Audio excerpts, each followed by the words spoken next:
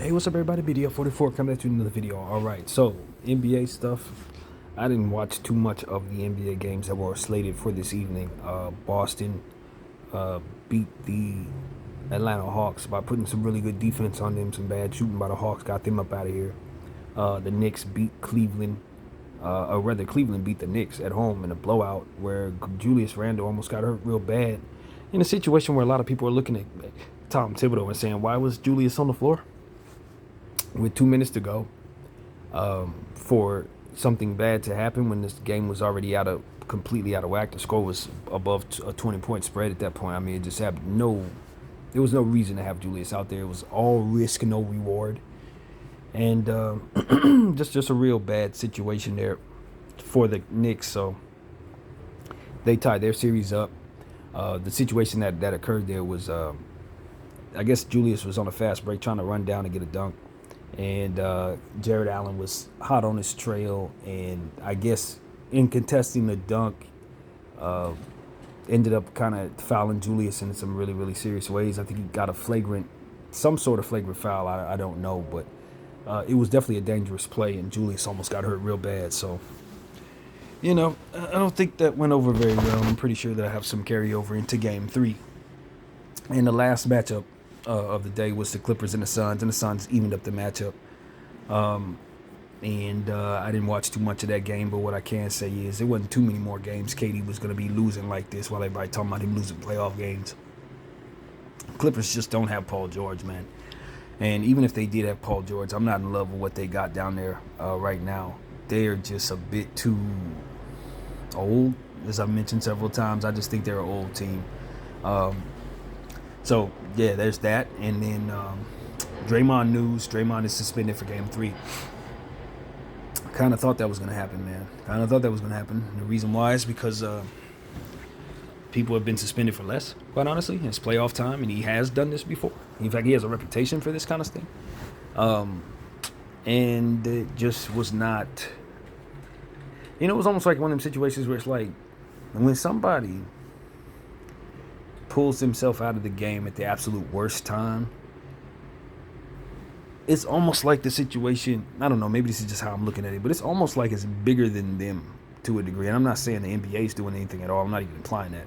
I'm just saying it's like, of course he's going to be suspended for Game 3. That's essentially what I'm saying. Like, yeah, he did something that got him thrown out of the game, but this was a real self-destructive decision that affected his team, that affected himself at the worst possible time. So of course it's gonna go as bad as it possibly can go, is essentially what I'm saying to you. It's like, it's almost like that's the fullness of the destructive act. You know what I mean? It's not meant to just remove him from this game. It's meant to tank the entire damn series for his team. And that's what Draymond is doing there, man. It's the second time where he's cost his team a potential ring. Now, they could very well go out and win this game. It's in their building. I don't think that they're completely without an opportunity. As long as Stephen Clay is down there, you have a chance. But their team just isn't built properly around them this year. They made some bad decisions with their roster, and they're going to have to do some things to make their team good again, in my humble opinion. Right now, they're living off, lore and history and psychological strength as it pertains to them having experience and various things that really ain't going to help you if you ain't got the bodies to run. And so that's really what it is. They don't have the bodies to run, in my opinion. And they're just a little bit average for what it is they're dealing with. A little too average for what they're dealing with. So, with Draymond removing himself from the situation, I don't know what it is that he thinks he's going to get out of this other than traded. That's my thing. I think Draymond is unfortunately in a space where, he doesn't really think he did anything wrong, but the rest of the world can totally see it. Like, even if you don't think Domantas Sabonis was hurt, which I didn't, and I told you guys that yesterday when I talked about this, I had never thought Domantas was hurt. I thought Domantas was doing what he's supposed to do, which is taking advantage of whatever Golden State gives him. And Golden State gave him an opportunity to have their best player removed, or their best defensive player is what I'm trying to say, removed. And Domantas took advantage, did what he was supposed to do to secure that blessing. And that's ultimately what it comes down to. You're in a league where everybody's acting, everybody's embellishing, everybody's trying to manipulate the whistle. So if you're going to give him something like that, you're going to stump on a guy's chest. Of course, a smart all-star basketball player whose dad played all-star basketball, you know what I mean, is going to do what he does, which is what he's, what you're supposed to do in the league, take advantage of what's given. And I just think Draymond Green has shown us that once again, you are going to have to live with what he gives you, just like you're going to live with what he takes from you. And if that's what Golden State's up for, bravo, buddy. I have no problem with that. But I do not want that type of energy on my team. And I've read somewhere that the Lakers' dream scenario is to bring Draymond Green in. I respect what Draymond Green can do on both sides of the floor, and his defensive ability is uncanny. But for his price tag and what it is he's going to be taking from his team, that's not someone I'm going to be investing in. If I have control over the situation, I'm going to go in a different direction. I'm just going to be honest with you. And I respect what he brings to the table. I think he can help teams win. He can probably help us win. But when it comes down to it, this is a risk that I take when I bring him in. Just like I said about Russell Westbrook, the risk you take when you leave him on the floor down the stretch of the game, either he's going to do something good or he's going to do something bad, but it's a roll of the dice, and you're going to be responsible for it if you let it happen. Same thing with Draymond. No difference. He's going to do stuff. He's going to pick these magic moments where it's absolutely necessary for him not to do something bad, and he's going to do that thing that he shouldn't do, and he's going to have that outcome be his reality, and you're going to be dragging along with it. And so if Golden State doesn't want that to be their reality, they're going to have to either get rid of him or change the culture around him that would allow this to be acceptable. And what I saw was just a bunch of people who were accepting of what it is that he did, and a lot of people in that locker room who probably are cool with Draymond being Draymond, even if it hurts everybody else. That's what it looked like. I saw a couple players over there clapping for his, as he was going at it with the fans. I saw coaches not talking to him, not holding him accountable, not even trying to confront him in any way. And I just say, this is why y'all losing. This is why y'all losing. Correct me if I'm wrong. But from an outside looking in, based on Draymond's punching of Jordan Poole and all the other demonstrative acts that he's allowed us to see, including kicking LeBron, stomping Demonis, and any other stuff that I probably ain't even thinking about right now, that he has done, that got himself kicked out of the game or got himself reprimanded in any way or made somebody say whatever they had to say, any of that stuff.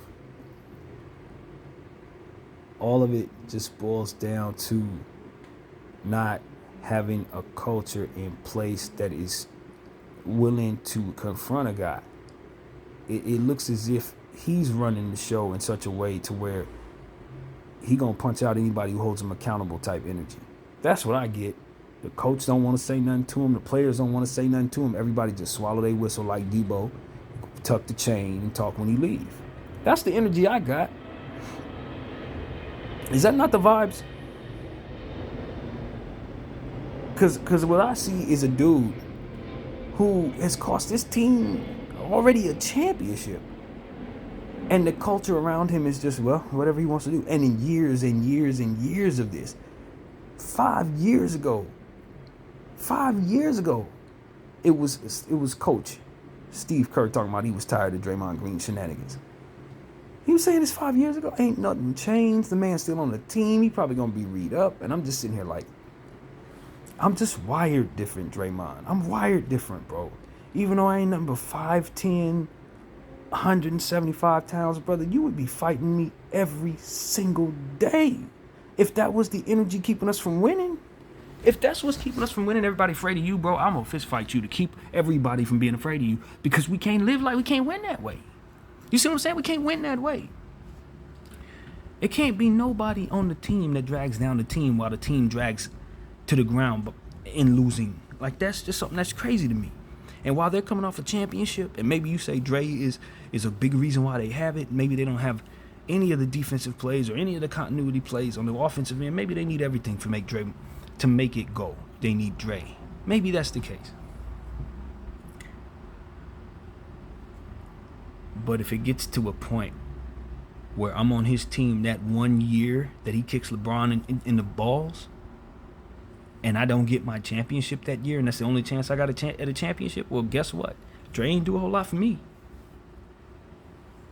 If this playoffs right here is my only shot at getting a championship, and I happen to be on his team when he does this nonsense, and he gets himself, suspended for Game 3, and you get, whatever happens in Game 3 goes down, and it doesn't work in my favor as his teammate, did all that he brings to the table really affect me in a way that allowed me to benefit from him being on the team?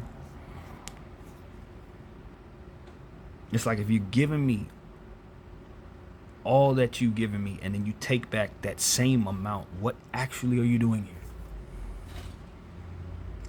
Or if you're taking back more than you're giving, obviously it's even worse.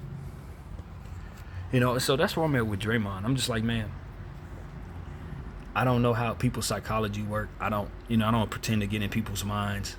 I don't assume I'm right when I try to. But this speaks to something else, Draymond. This just speaks to something else, bro. You know what I mean? And I have to pretend like I'm ignoring things in order to act like I don't see what I see here, which is somebody who's got some deeper stuff going on. That whole Jordan Poole incident was disturbing. For somebody who's a non-athlete, disturbing, but for somebody who follows athletics, follows basketball, who knows people be punching people in practice and it ain't that big a deal, still disturbing. Not just because of how it went down, but because of his overall behavior surrounding the situation. Just like a lot of other people pointing out, I'm pointing out too, it's almost like he sees himself as a victim as he's harming others, as he's harming himself, as he's harming his team. That's what it looks like to me.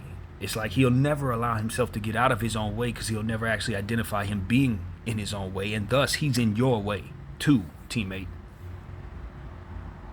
And so it's like if I gotta tiptoe around this guy, you know what I'm saying? Just so that I don't have to worry about being punched out, or just so I don't have to worry about him doing something that's gonna have him snapping on me or snapping on the next teammate. Like, I don't need that. I can find other ways to get them boards. I can find another way to get them steals, blocks, whatever, all the good things that he does. I will find another way to find that stuff for my basketball team. I ain't got to put up with that. I ain't got to put up with the culture of everybody must be silent while this guy drags the team to the ground. I'm not going to do that. I'll raise hell and make myself get traded before I sit there and just chill while this dude costs me a ring. And least of all, while everybody stands around and does nothing about it. Like, that would probably anger me more. It's like, okay, Dre gonna be Dre, but what the hell are the rest of y'all doing as he's doing that? We got 16 people on this team. Ain't nobody gonna step up and say, yo, you're hurting yourself. Forget us. You are hurting you, bro. You're hurting you. You're spiraling, bro. And you're trying to drag us with you. And then you want to be in denial about how much we're supposed to be valuing you while you do that. It's just, that's how I see it, man. Correct me if I'm wrong, but that's just what I see. Debo in a locker room dragging the team down with his ways. And it's just, it's not good for him and his legacy as a champion, as somebody who has his own podcast and his own voice. It's not good. It's not good, bro. I remember a young Ndamukong Suh who used to go around and just be a little too rough on the football field. And I used to look at him and say, that dude is a little vicious, man. There's something there that ain't just about football. It's a little more. He wants to hurt people for real. Is that what I'm sensing? Is that the vibes there? Am I tapping into something else? I don't want to be that guy, but it's like, man, some behavior is just a little strange to me. You know what I mean? It's like, how far does this go, bro? You just run around knocking people out in the streets too? Like, anybody? Like, where does this end? Is what I'd ask Draymond. And when I see you stomp on Sabonis, it's like, all right, this just brings it all to a space where I have to really assess what I'm looking at. Kicking Bron, that's one thing. It's the playoffs. That was your homeboy 5 minutes after that. Business partner's been cool ever since. That's great. Being on the team is a dynasty piece. Your teammates swear by you. So does the coach. For the most part, everybody refuses to dare let you go. That's also put into a nice place. I gotta respect that too. But what are my eyes actually seeing, bro? What am I seeing? Besides putting all that where it needs to go so that you can get the respect that you're due, what are my eyes telling me? My eyes are telling me that you wait to the worst possible time to hurt the team. At the beginning of the season, when everybody's trying to figure out who's what, where, and why, and people just got paid, all of a sudden you socking out the young pup that the team just paid $1 trillion to. Oh no, about to pay, because they hadn't paid him yet. Hell, you punching him might have just triggered them saying, okay, let's just get this boy his money. Like, I don't know. What am I talking about? I don't really know, but what I'm saying is my eyes are showing me a bunch of stuff that don't have nothing to do with just reeling it in and helping the team win. And while I'm on the opposite side of it, I'm a Laker fan, so I ain't rooting for you guys on no level. Don't care if you succeed in any way. In fact, I'd prefer you don't.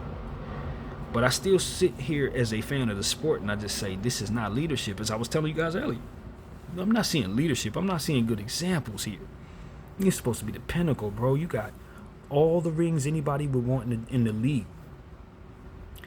And you're showing kids that it's not only okay to hurt the team, but it's okay to double down on hurting the team. You know what I'm saying? Multiple times. You punch out Jordan Poole, it's the cameraman's fault for catching it. You know, you kick LeBron, it's the referee's fault for allowing things to happen, or whatever. It's a bonus situation, it's the referee's fault, rather. Stomping on this guy's chest because he grabbed your legs. That's not the way to respond. Just like some of the other pundits were saying, I just think there's a better way to respond without hurting yourself. You can still sell the foul, but you don't have to put yourself in a position to then be assessed any type of infraction. You know what I'm saying? People got to figure out ways to do what they need to do without hurting themselves. Essentially what it is. And if you can't figure out a better way, then accept the fact that you're going to hurt your team. And then the people around you got to accept that too. And when they do, and they get rid of you, that's part of the acceptance. You got to go ahead and accept that too. So, I don't know, man. I didn't want to necessarily turn this into a Draymond Green video, but it just comes to a point where you're like, you see it coming with the game 3 suspension. I saw it coming, man. I saw it coming. And it was just about all of what was going on when he got himself thrown out the game. The team was down. The team had the history of not winning on the road. He had 5 fouls. Kevon Looney had 5 fouls. It was like 7 minutes to go in the third.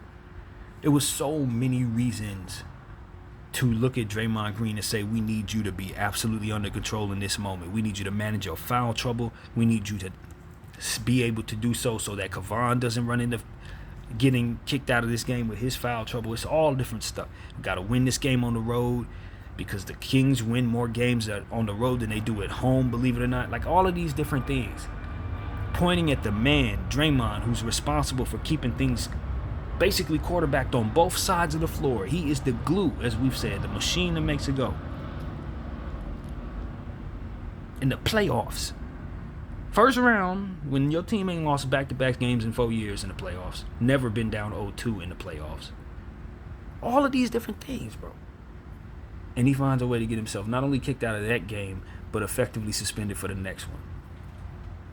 And the thing that makes it so that just puts the cherry on top of it all is that this isn't the first time this has happened. He did this in the finals, of course, with the Bron thing. So it's like, man. And I look around at Golden State and everybody's sitting there like the meme where the house is on fire and dude's just sitting there and I'm fine. That's exactly how the whole Golden State Warriors team looked. Just like they did in the beginning of the season when Jordan Poole got punched. Everybody still had that same little, I'm not gonna say nothing to him. You ain't gonna say nothing to him either. We just gonna sit here and just live with it because that's the culture here. Like, man, I ain't let no bullies run the show in my life, y'all. I promise you, it ain't never gonna happen. There's a lot of things I'm not gonna go for. One of them is being bullied, bro. Never. I'm telling that to the whole world. I don't know what that psychology is. I've never wanted to bully anybody, never thought of myself as an imposing character in that way. Mental bullying is a thing. I don't want to do that either. If I'm accused of that, I need to fix it, whatever the case. But I'm not that. I ain't with that energy. I think it's counterproductive to the person that engages in it. I think it's counterproductive to their reputation and their name. I think it's a lot of stuff that goes wrong when you engage in that type of energy where you just want to make everybody fearful of you and then run around like nothing you do needs to be held accountable for. If you're going to be that fearful person, at least display the excellence that comes with it. If you're going to be somebody everybody's afraid of and you the big bad wolf, then you got to be sharp, clean, on point.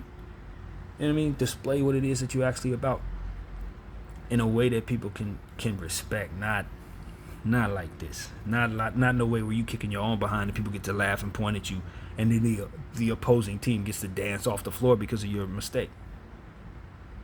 You know what I mean? Because everybody on that team is sitting there quiet for whatever reason or two reasons, but at the end of the day, they're all wishing they didn't lose, regardless if they blame you or not. They just wish they didn't lose. And we know you could have did something about that by staying cool and not self-destructing when the team needed you not to the absolute most. It's like the Twilight Zone, man. Because I'm wired a certain way. So if I'm Steph Curry, I'm cussing that man out every day. I don't even understand this. I'd have been said it was me and him a long time ago. After the Bron thing, he cost me a ring already. I don't know how. I don't know how people just keep going. Yeah, let's keep going. Let's just keep going. Ain't no problem. Let's do it again. And they keep winning, so they know something I don't know. Don't get it twisted. I ain't saying I got it right. Obviously they do, with as many rings as they do. But what they've put up with, you got to have some long-standing patience to put up with that stuff. Long-standing. So, I don't know, man. Golden State, like I said, I told everybody, and I stand on this, I think Golden State Warriors will win the series somehow, some way, because I picked them. Even though I don't see that, I just going to stay with it. But this ain't no Golden State year, man. This is not a Golden State championship year. I can assure you that there are about 9-10 other teams that should be able to defeat them en route to the championship. And I ain't exaggerating. They just have a hard time winning at home. I mean, on the road. They have a hard time winning on the road. And given the fact that you got to win on the road in every series, yeah, that's kind of what I'm looking at in regards to the Golden State Warriors. If I were in charge of the Golden State Warriors, if I had control over that team, the first thing I'm doing is trading Jordan Poole. I'm getting him out of here. I don't like the contract no more than anyone else does. Everybody sees that contract is bad. This is bad, and it's going to stay bad. Until you can give him the looks that ultimately are going to Steph Curry and Klay. Essentially what I'm telling you is they don't use him enough. They had 15 minutes given to that guy in game one. I don't know if that was what they had in mind when they gave him $140 whatever $1 million it was. They give him 15 minutes in a playoff game, but I can assure you they're not better for that. Now, again, they got the same problem that Memphis has. All of their best players are basically guards, so you want to be able to keep all of them on the floor at the same time. It's just not possible. But you got to find a way of putting Klay at the 3. You got to put Jordan Poole at the 2. You got to put Steph at the 1, and you got to live with the defensive aspects that don't come your way. You know, that's really what it comes down to. And you got to interchange GP and Wiggins with that, because at the end of the day, as much as you need defense, you cannot be your best if Jordan Poole, eating up that much of your cap, is sitting on your bench not doing what it is he's gifted to do, which is score upwards of 35 points from behind the arc in rhythm. You can never get in rhythm with the way things are going with Steph and Klay and Wiggins and everybody else needing shots as well. He's just another guy.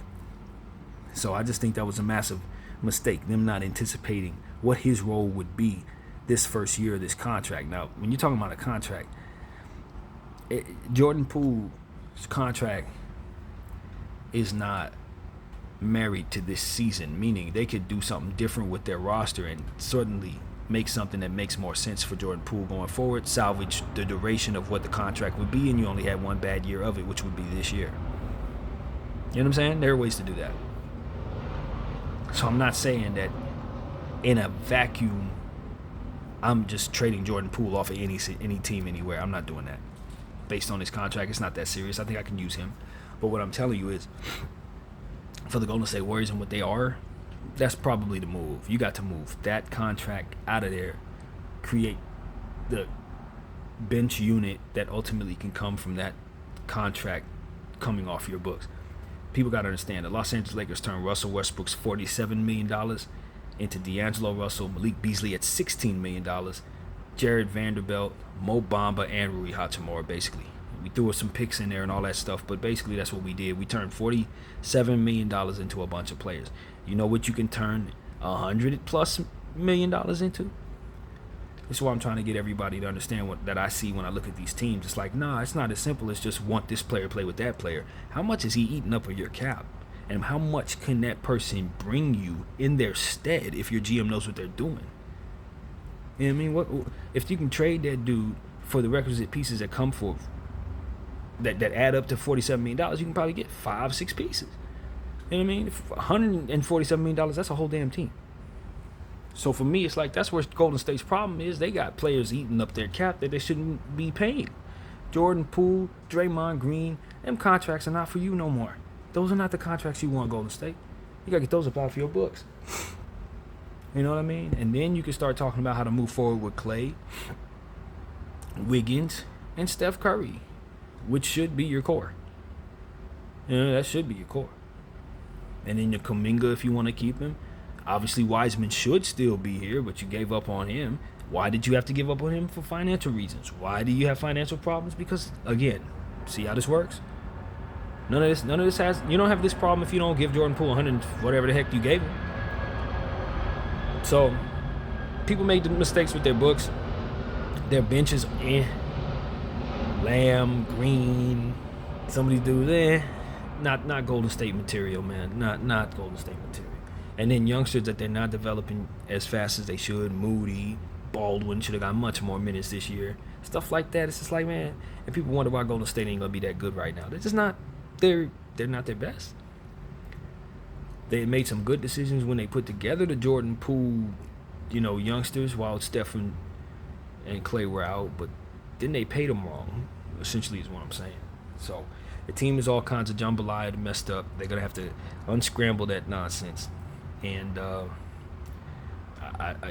my thinking is build around Wiggins, Steph, and Klay, and with Draymond Green exiting, you just got to find a facilitator, get you a Kyle Anderson or something like that. That's really what you got to do,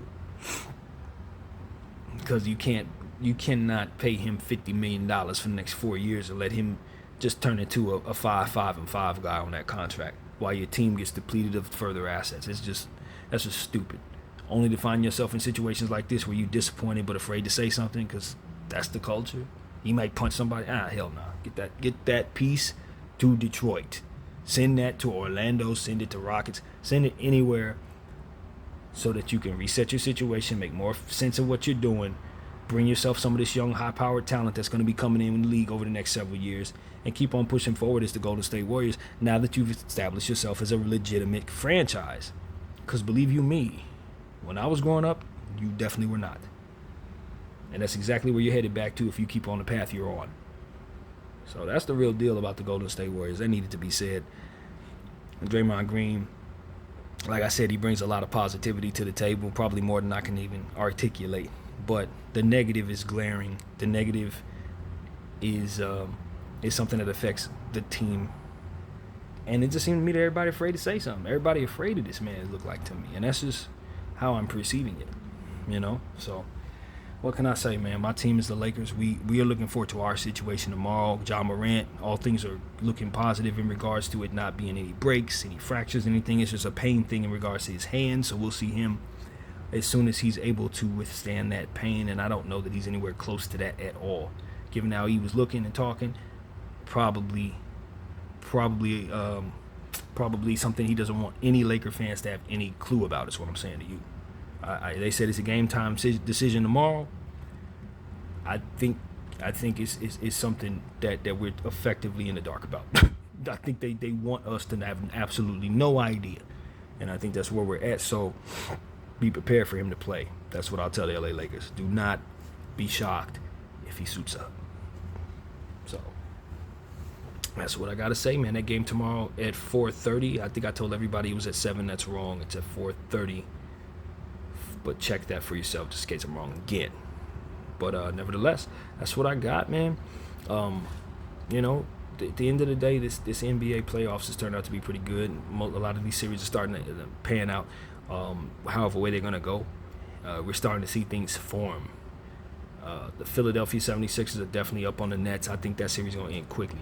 I'm curious to see if what we saw from the Timberwolves and the Denver Nuggets was really what we're going to see going forward, because Denver definitely blew them all the way out. But that series is just an easy series. That's a soft series for the Denver Nuggets, because the Minnesota Timberwolves are absolutely depleted, and I just don't expect nothing from Minnesota. That's why I was saying I wanted OKC to win that play-in game, because Minnesota wasn't about to do nothing to Denver at all. And that's exactly what we're seeing start this series, and I don't think it's going to get a lot better for them. Atlanta is disappointing, but I'm not surprised, because Atlanta fizzles out. They just Atlanta, man. At the end of the day, no matter how much talent they put on that team, they're going to just be who they are, man. I saw today Sadiq Bey barely got off the bench, barely gave him any production. Jackson got like 5 minutes, and I'm just sitting there looking, and I'm saying, all right, well, you know what I mean? Coaches do what they do. They have their own plans. They have their own way of doing things, and I don't assume that I know how to do their job better than them. But the Atlanta roster needed to be used better tonight, as far as I can tell. It need to be used better. You got to scale back some of Trae Young's usage and increase Bogey, because every time I see Bogey balling, he's balling out. I don't know how his stats look, but through 2 games, he's looked pretty impressive to the eye test. And I look at that 8 for 22, 2 for God knows what. I look at Collins and his lack of production. I'm like, man, some of y'all gonna be going to the bench. Collins, you going 1 for 7 in the playoff game, you gonna be bench. I'm bringing Okongwu in to start the game. We gonna play with you. Johnson gonna definitely get more than 5 minutes. Ain't no way that's happening again. Like, these are just things I would never have agreed to in regards to Quinn Snyder's, the way that he approaches this game. There's no way. 5 minutes for Johnson? If he ain't hurt, there's no way that's happening. And then they didn't get AJ Green any minutes. I mean, AJ Griffin, no minutes at all. It's like, you're just not using your roster, dude. You're just not using your roster. So that's what I want to say there, man. I think, Collins had like 30 minutes, like 1 for 7 or some weird stuff. I don't know what's going on there, man. But you got to give credit to the Boston Celtics defense, obviously. But then again, it's like, if you're not going to use everybody you have, of course the defense going to be able to zone in on who you're putting on the floor. So I don't know. Whatever. It is what it is, man. That's what I think of that particular situation. And what else? I think it was another mentioning that was worth talking about. Boston, Miami. Just as you would imagine, the Boston Celtics feeling a certain way about how that first game went. Bucks, Miami. I'm tripping. Bucks, Miami. Not Boston. We just said Boston, Atlanta. But with Miami and the Bucks, I just think it's one of those things where if Giannis comes back, the series will end very quickly. As long as he's good to go, there's nobody beating the Bucks in the East, in my opinion. But if he's hurt, the Bucks can't beat anybody in the East, in my opinion. That's it. That is all there is to it. I don't think they can win more than 3 games in the playoffs without Giannis.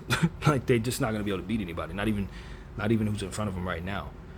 So Miami without Tyler Hero, I think it's going to be a real adjustment for them. And I think as the series pans out, we're going to see that piece being missed being a problem.